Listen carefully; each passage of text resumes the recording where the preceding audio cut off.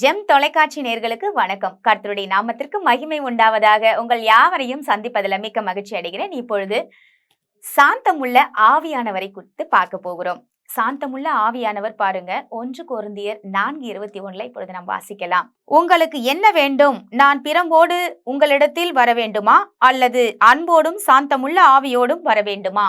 பவுல் பாருங்க இங்க கண்டிக்கிறாரு, அறிவுரை சொல்றதுக்கு என்ன சொல்றாரு பாருங்க. நான் பெரம்போடு வரணுமா, இல்ல அன்போடு சாந்தத்தோட வந்து உங்களை கண்டிக்கலாமா? பெரம்போடுனா நீங்க நினைக்கிற குச்சி எடுத்துக்கிட்டு வரேன், கொம்பு எடுத்துட்டு வந்து அடிக்கிறேன், அப்படி சொல்லலைங்க. பிரம்பு அப்படின்னா கர்த்தருடைய வார்த்தையை கொண்டு நான் உங்ககிட்ட வரேன் அப்படின்னு சொல்றாரு.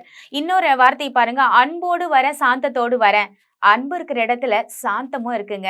ஆனா சாந்தமுள்ள ஆவியை பெற்றுக்கொண்ட பவுல் பாருங்க வித்தியாசமா வாழ்ந்தாரு. முதல்ல எல்லாம் பாருங்க சபையை இடிச்சுக்கிட்டு, சபையை துன்புறுத்திக்கிட்டு, சபையில் உள்ள மக்களை, சபையெல்லாம் ரொம்ப கஷ்டப்படுத்தினவர் தான் இவர் பவுல், இல்லைங்களா? சவுலா இருந்தவர் தான் பவுலா மாறினார்னு சொல்றாங்க. அப்போ அவர் எப்படிப்பட்டவரா இருந்தாரு? ரொம்ப கோபக்காரனா இருந்த மனுஷன் பாருங்க இந்த இடத்துல அன்போடும் சாந்தத்தோடும் வரவா அப்படின்னு கேக்குறாரு. அப்போ அன்பும் சாந்தமும் ரொம்ப ரொம்ப ஒரு மனுஷனுக்கு முக்கியமா இருக்கு. சாந்த குணம் உள்ளவர்கள் பாக்கியவான்கள் அப்படின்னு இருக்கு இல்லையா? அப்போ நம்ம என்ன நினைக்கிறோம் அப்படின்னா, சாந்தம்ன்றது யாருக்காவது ஒருத்தருக்கு கிடைக்கிறது, நமக்கெல்லாம் அது வராதுங்க. நான் ரொம்ப கோவக்காரன், கோவக்காரி அப்படின்னு நினைக்கிறோம். ஆனா கடவுள் பாருங்க சாந்தம் உள்ள குணத்தை எப்படிப்பட்ட கோவக்கார மனுஷனுக்கு கொடுத்து நடத்தியிருக்காரு பாருங்க. அவரு பவுல பாருங்க என்ன மாதிரி நடத்துறாருன்னு நீங்க போய் வாசிச்சு பார்த்தா தெரியும். அவர் எப்படிப்பட்ட ஒரு திறமையான மனுஷன். ஆனா அவர் கடவுளுக்காக பாருங்க தன்னுடைய ஜீவனை கொடுக்கிற அளவுக்கு அந்த அன்பும் சாந்தமும் எப்படி அவரை மாற்றி கொண்டது பாருங்க. முதல்ல தேவனுடைய அன்பும் சாந்தமும் நம்ம புரிஞ்சுக்கிட்டோம்னா நாம கூட பாருங்க அன்புள்ளவர்களாக சாந்தம் உள்ளவர்களாக மாறிடுவோங்க. இதுதான் உண்மையான விஷயம். என்னால மாற முடியாது அப்படின்னு சொல்லும் பொழுதெல்லாம் நான் ஆண்டவர்கிட்ட கேட்பேன், ஆண்டவரே நான் ரொம்ப கோவப்படுறேன், என்கிட்ட இருக்கிற கோபத்தை நீங்க எடுத்து போடுங்க அப்படின்னு சொல்லி ஜெபிக்கும் போதெல்லாம் அவர் சொல்லுவாரு, அன்னை தெரேசாவை நீ பாரு. அன்னை தெரேசாவை பாருங்க, அவங்க காரி துப்புனா கூட வாங்கிக்கிட்டாங்க. அதெல்லாம் இன்னைக்கு நம்மளால வாங்க முடியுமா?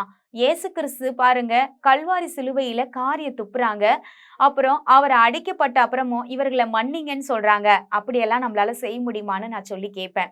ஆனா அந்த நேரத்துல எனக்கு ஆவியானவர் போதிக்கிறது என்னன்னா, நீ அன்போடும் சாந்தத்தோடும் இரு அப்படின்னு சொல்றதுக்கு உதாரணமா என்ன சொல்லுவார் தெரியுங்களா? அன்னை தெரேசாவை பயன்படுத்தினதும் நான் தான். ஒரு மனுஷனை பவுல மாத்துனதும் அவர் தானங்க. அப்போ சாதாரண மனுஷனா தான் நம்ம இருக்கிறோம். நம்மள நம்ம மாத்திக்க முடியாம கூட இருக்கிறோம். ஆனா ஆண்டவரால மாத்த முடியும். அப்ப நம்ம என்ன செய்யணும் அப்படின்னா பாருங்க, சாந்தமுள்ள ஆவியானவரை நம்ம பெற்றுக்கொள்ள நம்ம என்ன கேட்கிறோம்?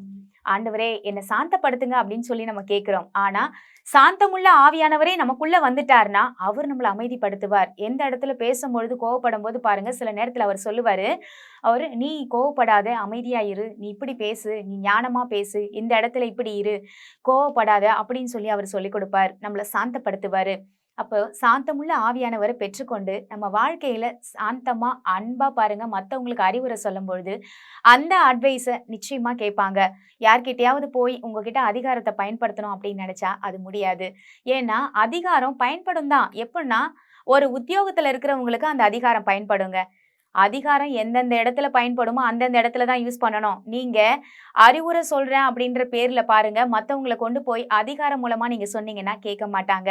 அப்படிதான் இங்க பவுல் என்ன சொல்றாரு பாருங்க, நான் பெரம்போட வரட்டுமா, இல்ல நான் அன்போடும் சாந்தத்தோட வரட்டுமா அப்படின்னு கேட்கிறாரு. அப்போ நீங்க அன்போடும் சாந்தத்தோடும் போகும்போது அந்த இடத்துல யாருமே உங்க பேச்சை கேட்காம இருப்பாங்களா? நீங்க அறிவுரை கூறும்பொழுது இன்னொரு விஷயம் என்ன செய்யணும்னா, அவங்க நல்லதுக்கு அப்படின்ற விஷயத்த நீங்க முதல்ல எடுத்து அவங்க கிட்ட சொல்லணும். அப்பதான் அந்த அறிவுரையை பாருங்க அவங்க ஏற்றுக்கொள்ளுவாங்க. இல்ல உங்க சைடு ஏதோ ஏதோ கண்டிச்சுக்கிட்டே இவங்களுக்கு வேற வேலையே இல்ல, பேசிக்கிட்டே தான் இருப்பாங்க, கண்டிச்சுக்கிட்டே இருப்பாங்கன்ற அளவுக்கு சொல்லக்கூடாது. நீங்க என்ன செய்யணும்னா, அவங்க நலனுக்காக நீங்க பேசுறத ஃபர்ஸ்ட் நீங்க விளக்கணும். அப்போ சாந்தமுள்ள ஆவியானவரை பெற்றுக்கொள்வோமா? நாமளும் சாந்தமா மாறணும். மத்தவங்களுக்கும் சாந்தமா பதில் சொல்லணுங்க. எங்கள் அன்பும் இரக்கமும் நிறைந்த நல்ல தகப்பனே, நாங்கள் உம்மண்டையில் வருகிறோம் சுவாமி. சாந்தமுள்ள ஆவியானவரை குறித்து இன்றைக்கு பார்த்தோம். சாந்தமுள்ள தேவன் ஆண்டவரே, நீங்கள் பொறுமையும் நீடிய சாந்தமுள்ள தேவன் என்று நாங்க பார்க்கிறோம். இரக்கத்தில் ஐஸ்வர்யம் உள்ள தேவன் என்று பார்க்கிறோம். உம்மை போல எங்களை மாற்றுவதற்காக தான் ஆண்டவரே உம்முடைய ஜீவனையே கொடுத்திருக்கீங்க. நாளுக்கு நாள் ஆண்டவரே நாங்கள் புதிதான மனிதனாக மாறணும்னு சொல்லி நீங்க ஒவ்வொரு நிமிஷமும் ஏங்கி கொண்டிருக்கப்பா. அந்த ஏக்கத்தை நாங்க நிறைவேத்துற ஜனங்களாக மாற எங்களுக்கு சாந்தமுள்ள ஆவிய கொடுங்க. நாங்க கோபமே படக்கூடாது, நாங்க எதுவுமே நினைக்கக்கூடாதுன்னு நினைக்கிறோம். ஆனாலும் இந்த உலகத்தில எல்லாரும் கூட இருக்கவங்க, குடும்பத்தார் எல்லாரும் கோபப்படுத்தி எங்கள கஷ்டப்படுத்தும் பொழுது அந்த கோபம் வெளிப்படுகிறது. அப்போ எங்களுக்கு நீங்க செய்ய வேண்டியது ஆண்டவரே, சாந்தமுள்ள ஆவியானவரை எங்களுக்குள்ள அனுப்பி எங்கள சாந்தப்படுத்துங்க. எங்களுக்கு உதவி செய்யுங்க, பலப்படுத்துங்க. ஆண்டவரே உம்முடைய கரத்துல எங்களை அர்ப்பணிக்கிறோம். ஜீவனுள்ள நல்ல தகப்பனே. ஆமென். கர்த்தர் நம் அனைவரையும் ஆசீர்வதிப்பாராக. God bless you.